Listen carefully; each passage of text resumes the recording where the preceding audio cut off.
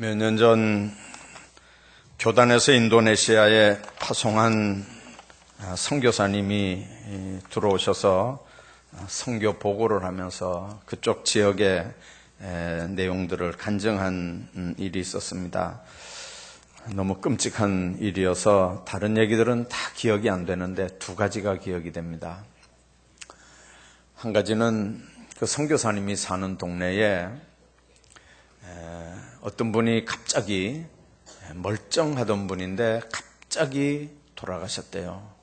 우리 같으면 아마 심장마비였던지 뭐 그랬을 텐데 갑자기 돌아가셔서 사람들이 이렇게 이제 슬픔 가운데 장례식을 치렀는데 그 장례식을 치르고 끝날 쯤 돼서 그 동네에 우연하게 아기가 한 명 태어났답니다. 근데 동네 사람들이 모여서 의논하기를 뭐라고 했냐면 그 아기는 갑자기 사람을 죽게 한 귀신이 들어가서 나온 아기이기 때문에 이 아기를 살려놓으면 우리 부족 전체에 무슨 일이 일어날지 모르니까 그 사람을 갑자기 죽게 한 귀신을 뒤집어 쓰고 나온 이 아기를 절대로 살려두면 안 된다. 이래서 세상에 그 갓난 아기 입에다가 모래를 잔뜩 갖다 이렇게 집어넣어서 그 아이를 죽였다는 거예요. 근데 부모가 얼마나 답답하겠습니까?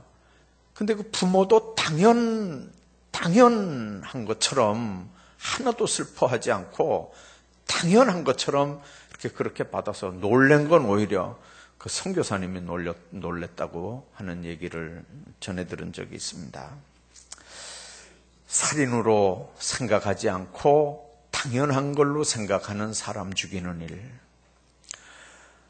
또 하나는 뭐냐면 아기를 낳다가 산모가 죽었는데 요즘 같으면 우리 같으면 이렇게 수술을 해서 아기도 살리고 산모도 살리고 그랬을 텐데 아기가 죽으니까 아기 낳다가 산모가 죽었다고 그 산모가 얼마나 고생을 했겠습니까?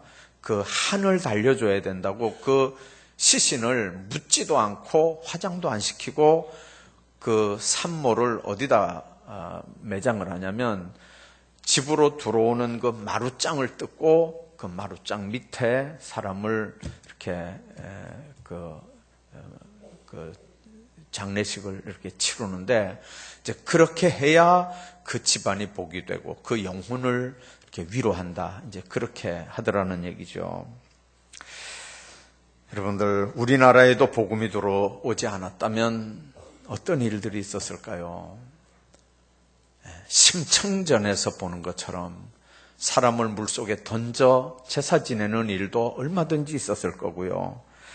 그리고 지네나 큰 짐승의 밥이 되도록 굴 속에 산 사람을 집어넣어 놓고 아니면 반석 위에 사람을 못 도망가게 묶어놓고 온갖 짐승들이 와서 다 뜯어먹도록 만드는 그런 나라가 바로 우리나라거든요.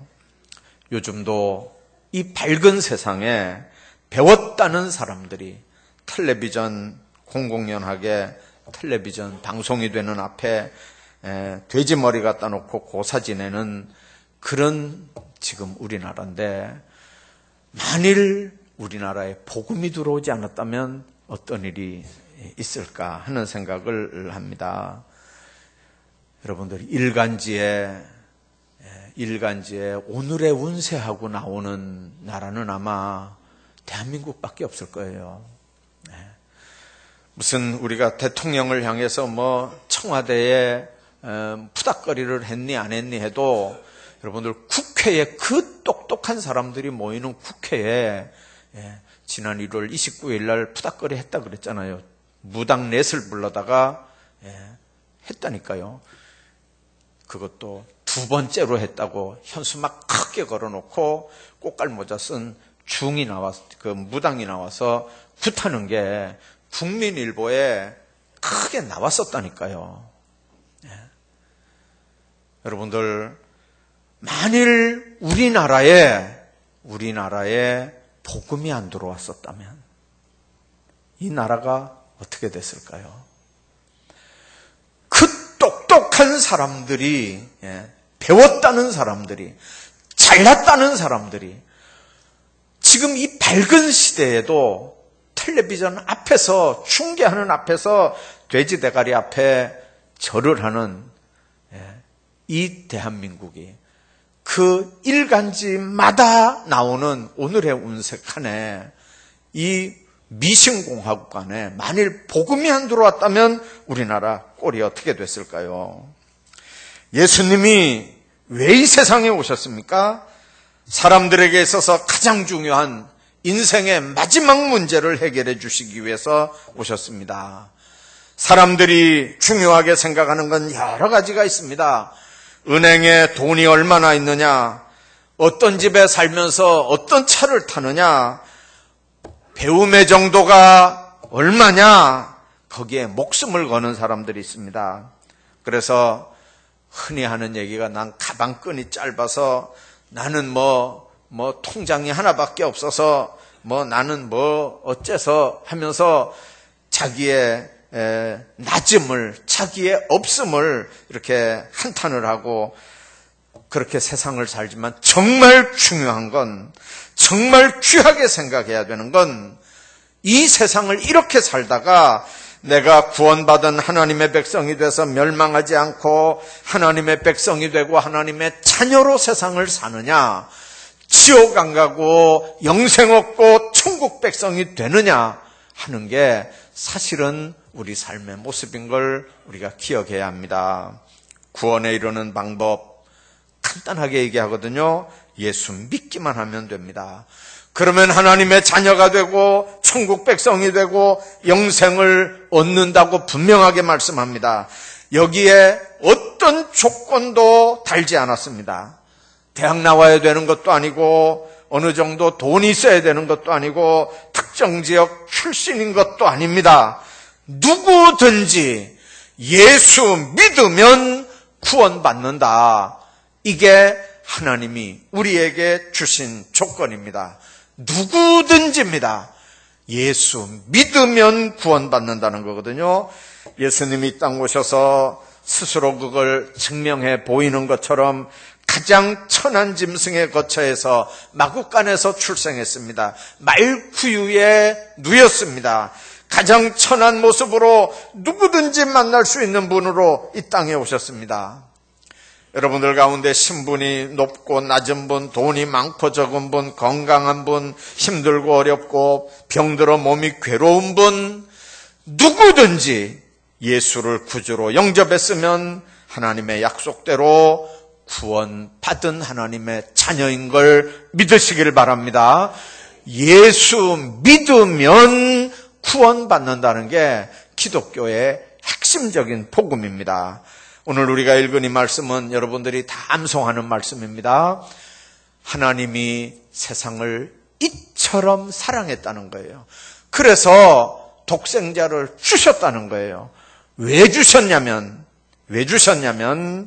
누구든지 멸망하지 않고 그를 믿는 자는 누구든지 멸망하지 않고 영생을 얻게 하려고 했다는 겁니다. 그렇기 때문에 신구약 성경을 한마디로 함축하는 말씀이 바로 이 말씀입니다.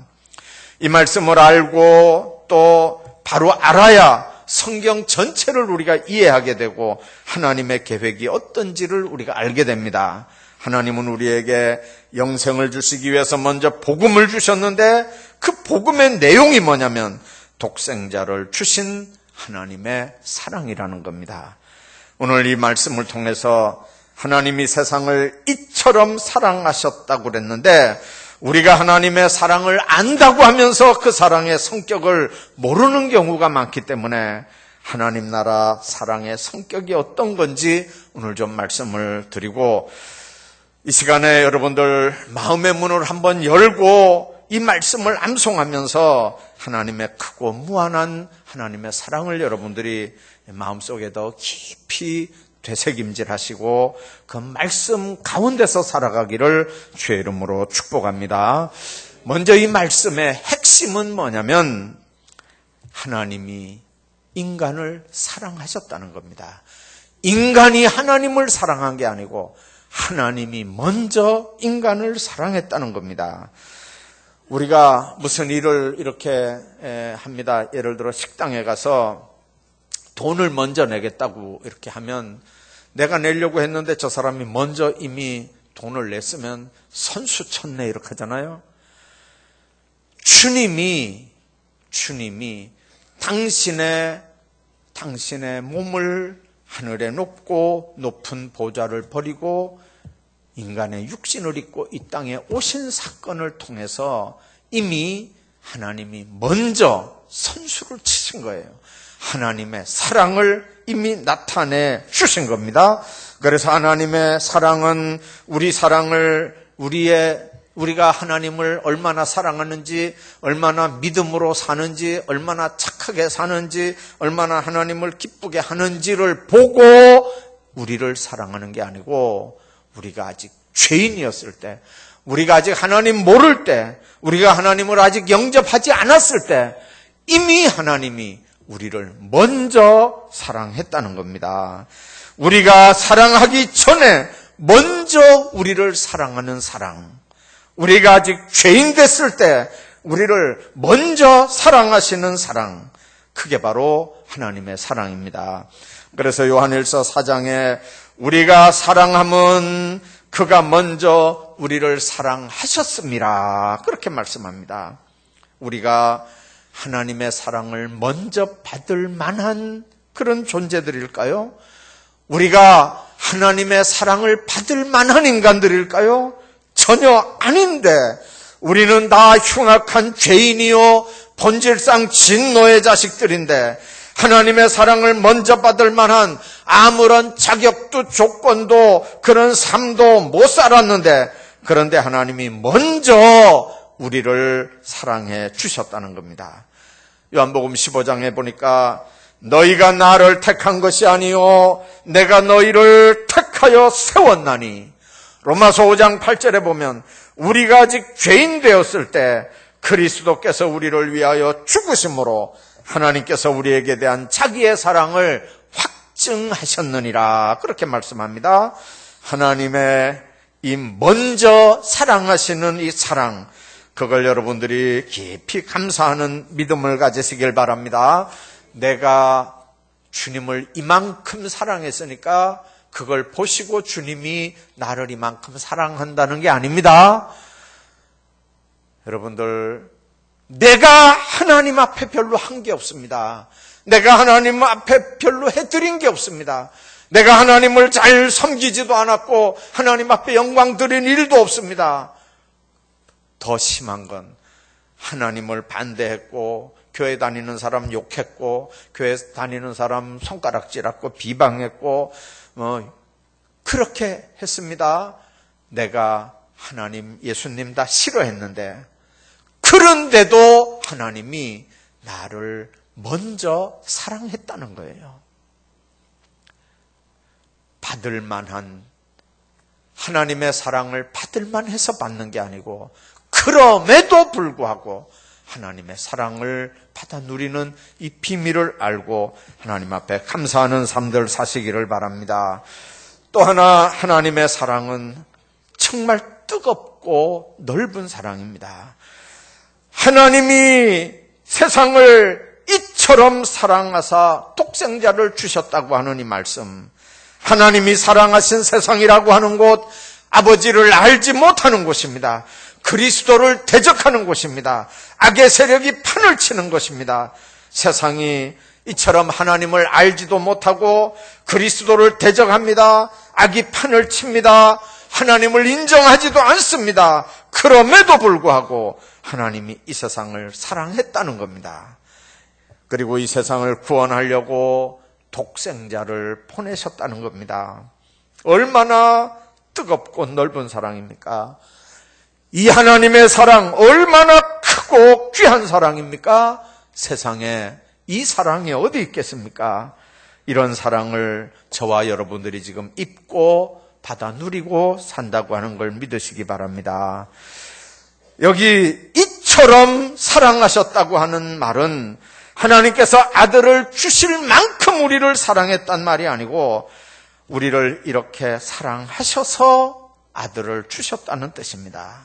하나님의 사랑은 말씀만의 사랑이 아니라 실제적으로 아들을 주셔서 뜨겁고 넓은 사랑을 확증해 주신 겁니다. 여러분들은 아마 부모님의 사랑을 받았기 때문에 때로 그 사랑에 감격해서 눈물을 흘리기도 하고, 부모님이 세상에 지금 안 계시지만 그 사랑 감격해서 정말 부모님만 생각하면 울적해질 때가 있을 겁니다. 그런데 하나님께서 가장 아끼고 귀하게 여기는 둘도 없는 외아들 예수님을 통해서 우리를 구원하셨다고 하는 그 사랑에 대해서 여러분들이 얼마나 감격하고 얼마나 가슴 뭉클한 감동으로 충만한 신앙생활을 합니까? 하나님께 받은 이 사랑을 통해서 우리가 멸망의 자리에서 구원받아 영생의 자리에 이르렀다고 하는 사실을 우리가 깊이 깨닫는다면, 우리를 사랑한 하나님을 언제나 뜨겁게 사랑하고 믿음을 통해서 기쁘게 해드리는 삶을 살아야 되고, 그 사랑을 내가 어떻게 보답할까요? 받은 사랑은 이렇게 큰데 그 사랑의 1000만분의 1이라도 내가 어떻게 하나님 앞에 보답할까요? 그래서 하나님 앞에 찬양대도 하고 교사도 하고 구역장도 하고 하나님 앞에 험하고 굳은 일들 하는 줄로 믿습니다. 여러분들, 그 은혜가 크면 클수록, 그 사랑이 크면 클수록, 그 받은 은혜가 크면 클수록 그 받은 은혜 감사해서 내가 뭘 해드릴까요? 하나님 앞에 내가 어떻게 살아드릴까요? 어떻게 하면 하나님 앞에 10,000분의 1이라도 내가 이 은혜를 하나님 앞에 감사 표현할 수 있을까요? 그래서 하나님 앞에 하나님의 교회를 받들어 섬기는 줄로 믿습니다. 여러분들, 하나님의 그 사랑을 여러분들이 얼마나 받아 누리고 삽니까? 그런데 그 사랑 감사해서 여러분들은 얼마나 하나님 앞에 그 사랑을 갚아드리고 보답하는 삶을 여러분들이 삽니까? 생각 한번 해보십시오. 이미 받은 은혜는 내 기분에 좌우되는 거 아닙니다. 어떨 때 그러잖아요. 에이, 그 아무개 꼴보기 싫어서 나 그 일 그거 안 해.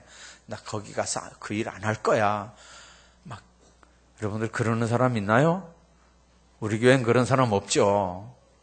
한 사람도 없을 거예요. 근데 가끔 옆에 교회에서 이렇게 연락이 와요. 목사님, 성서신학원 출신들도 연락이 오고 여러 군데서 이렇게 연락이 와요. 목사님, 이런 경우인데도 내가 그 일을 해야 되겠습니까? 그 인간을 맨날 만나는데 내가 그 인간하고 같이 그 일을 해야 되겠습니까?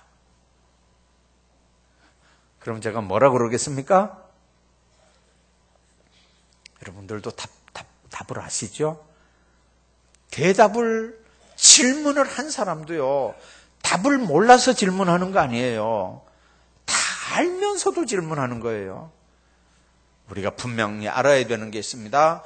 내가 하나님 앞에 받은 은혜가 크면 그 하나님 앞에 내가 어떤 삶을 살아야 될 건가를 명심하면서 신앙생활 하시기를 주의 이름으로 축복합니다.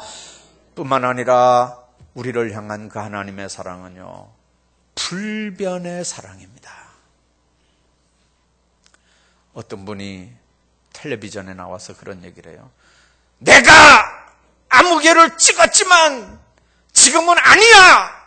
내려와! 이래요. 변덕도 찍을 때는 언제고 내려와라 그럴 때는 언제고 그걸 또 밝혀요. 내가 찍었지만 지금은 내려와야 돼! 그래요. 잘났어요. 진짜 잘났어요. 여러분들, 우리 인간은요, 사랑할 때가 있고 미워할 때가 있잖아요. 하나님의 사랑은 불변의 사랑입니다. 부부간에도요, 목사 앞에서 추례받을 때 그러잖아요. 서약합니까? 그러면 예, 서약합니다. 뒤에 안 들리니까 크게 얘기해요. 그러면 예, 서약합니다. 뒤에가 다 들릴 고함을 질러가지고 까르르 웃을 정도로 해놓고 나중에 무슨 사랑을 해 사랑하기는요. 도장 찍자고 가가지고 별짓을 다 하는데 인간의 사랑은 그렇단 말이에요. 분위기 따라 바뀌고 환경 따라 얼마든지 바뀝니다. 유리할 때는 사랑한다고 하고 불리할 때는 그게 부부간이든지 뭐 자식간이든지 뭐 다 불리할 때는 이렇게 사랑하지 않는데요. 한번 사랑하신 사랑은 영원한 사랑이 하나님의 사랑인 줄로 믿습니다. 우리가 배신하고 도망가도 하나님은 여전히 사랑합니다. 베드로가 그랬잖아요. 다 버려도 나는 절대로 주님 안 버립니다. 근데 계집종 앞에서 3번이나 맹세하며 저주하며 예수님을 부인했잖아요. 여러분들 베드로보다 대단합니까 우리가? 주님 안에서 큰 소리 치면 안 됩니다. 우리가 딴 길로 갈 때, 사망의 길로 갈 때 주님은 우리를 돌아오라고 때로는 질병으로, 때로는 괴로움으로, 때로는 실패로, 때로는 시련으로 역사하는데 우리가 당하는 고통보다 더 큰 고통과 아픔을 품고 사랑하니까 그럼에도 불구하고 역사하는 겁니다. 이 하나님의 불변적인 사랑이 있기 때문에 여러분들이 구원의 은총 속에 살아가는 걸 믿으시길 바랍니다. 우리의 구원의 길은 믿음밖에 없습니다. 그 길을 주시려고 주님이 우리에게 오시는 겁니다.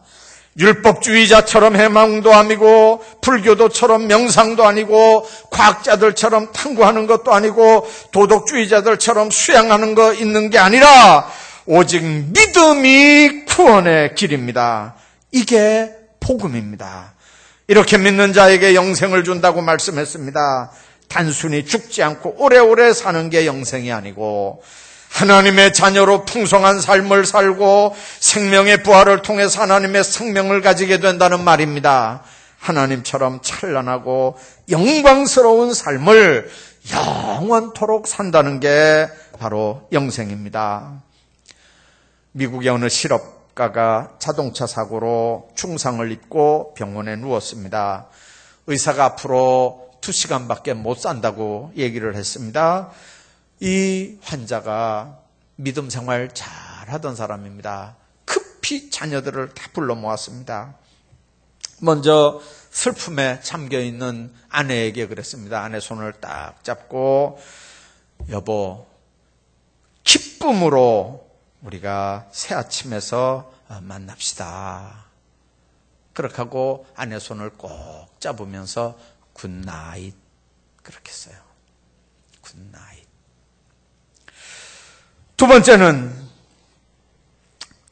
첫째 딸 메리에게 천국에서 우리 새 아침에 만나자 그렇게 약속하면서 또 큰 딸에게 이렇게 악수를 하면서 굿나잇 이랬습니다.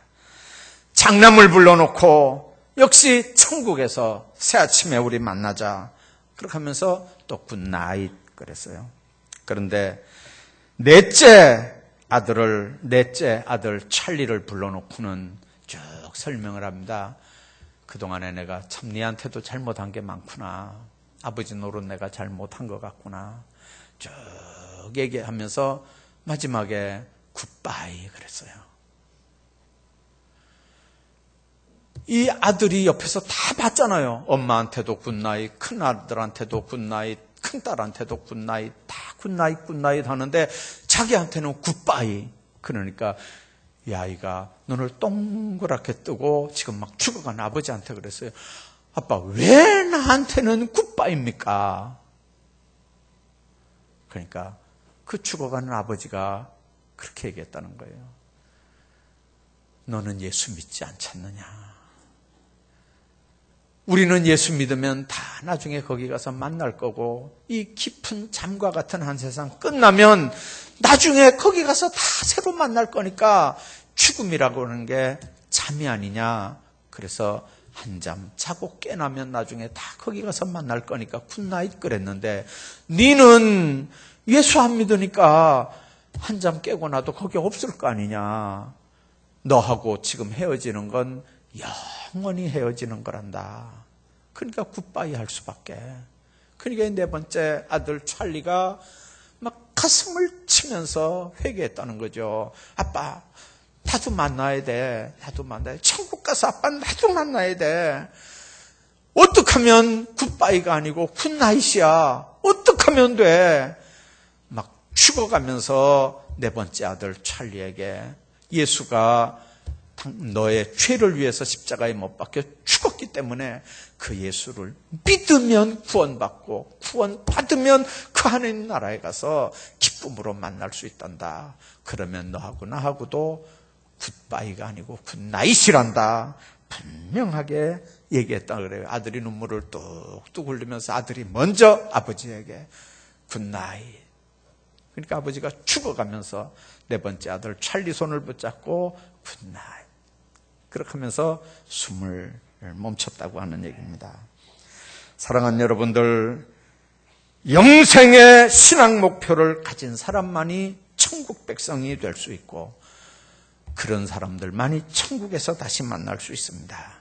사랑하는 남편이나 아내, 자녀나 친구 가운데 아직도 예수 분명하게 믿지 않는 분, 영생에 대한 신앙 목표가 분명하지 않은 분, 구원의 확신이 없고 천국 간다고 하는 소망이 분명하게 없는 분들, 그분들에게 분명하게 이 말씀 전하십시오. 하나님이 세상을 이처럼 사랑하사 독생자를 주셨으니 이는 주신 이유가 뭡니까? 이는 그를 믿는 자마다 멸망하지 않고 영생을 얻게 하려 하심이라. 우리는 이 세상으로 끝날 인생이 아닙니다. 우리는 이 세상에 살면서 세상 사람들과 얽히고 설킨 관계들을 맺고 살아갑니다. 우리는 이 세상 사람으로 끝이 아닙니다. 하나님 나라에 가서 살 하나님 나라의 백성인 줄로 믿습니다. 하나님께서 약속해 주신 새로운 세계가 있는 걸 믿고 하나님 앞에서 그 나라 소망하면서 살아가는 하나님의 백성들인 줄로 믿습니다. 그 하나님 나라에 가서 영생복락 누리고 면류관 쓰고 살아야 될 하나님의 사람이기 때문에 이 땅은 잠시 제한된 인생을 사는 겁니다. 앞서거니 뒤서거니 하면서 사는 거예요. 어제 기도 공부해 보니까요, 우리 교단에서 대단한 장로님이 한 분 계셨어요. 이름을 제가 안 밝히겠어요. 부총회장 선거할 때마다 그분을 끼워야 부총회장이 당선이 되는 분이에요. 대단한 분이에요. 그래서 별명이 킹메이커예요. 킹메이커. 누구든지 부총회장 되고 총회장 되려면 그 장로님 안 끼면 안 돼요. 유명한 장로님이 계셨어요. 근데 그 장로님 어제 신문 보니까 90세인데 돌아가셨더라고요. 그렇게 총회를 움직이는 분도 나이가 되면 방법 없어요. 하나님 오라고 하면 가는 거예요. 주님 안에서 여러분들, 우리도 어떤 모습으로 살든지 주님께서 이제 때가 됐다, 이제 와라, 이렇게 하면 다 놔두고 가야 되는 거예요. 다 놔두고 가야 돼요. 그 하나님 나라 가보면요, 우리가 이 땅에서 뭘 하고 살았느냐, 그게 중요한 게 아니고 예수 믿고 살았느냐, 예수 영접 안 하고 살았느냐, 그게 가장 관건이에요. 예수 안 믿고 독생자를 보내셨는 하나님의 사랑을 받아들이지 않고 예수 영접 안 하고 아무리 부자로 살면 그 재산 어떡할 건데요? 가지고 갈 수 있나요? 그 명예, 그 권세, 그거 어떡할 건데요? 주님 오라고 하면 다 놔두고 갈 수밖에 없잖아요. 수인은 주머니가 없대요. 주머니가 없대요. 그거 입고 툭툭 털고 하나님 앞에 가야 되는 거예요. 갈 때 이럴 줄 알았으면 주님 앞에 더 주님 기뻐하는 일 많이 하고 갈 걸. 이럴 줄 알았으면 세상에 먹고 사는 거 거기다 내 삶 다 쏟아붓지 말고 정말 하나님 기뻐하는 삶, 하나님이 원하는 삶, 하나님이 하라고 하셨던 삶, 그거 좀 더하면서 하나님 앞에 살다 올 걸, 틀림없이 그런 날이 여러분들 올 거예요. 그 시간에 후회하지 않는 인생 살기를 주의 이름으로 축복합니다. 누구든지 예수를 믿기만 하면 멸망하지 않고 영생을 얻는다고 하는 그 기쁨 때문에 우리가 기쁘다 구주 오셨다고 성탄절 축하를 하고 감사하고 그 기쁨을 나누는 겁니다. 오늘부터 이제 대림절이 시작이 됩니다. 예수 그리스도의 오심을 기다리는 절기입니다. 여러분들의 마음속에 다시 한번 믿게 되니 감사와 영원히 살 것에 대한 기쁨과 소망을 가지고 살기를 주의 이름으로 축복합니다. 오늘 여러분들, 정말 여러분들은 한 사람도 빠짐없이 영생에 대한 신앙 목표를 분명하게 다지시기를 바랍니다. 나를 사랑하셔서 이 땅에 오시고 나의 죄와 죽음을 대신해서 십자가에 못 박혀 돌아가신 예수님 믿고 그 놀라운 사랑을 마음속에 간직하며 세상 살면서 그 사랑 주변 사람들에게 전하고 하나님 나라 생명 얻고 이 땅에서 풍성하게 여러분들도 살고 그 풍성한 삶을 여러분들 주변 사람들에게 많이 나눠주는 그런 삶들 사시고 대림절 기간에 바로 그 귀한 사명들을 아름답게 감당하며 사시기를 주의 이름으로 축복합니다.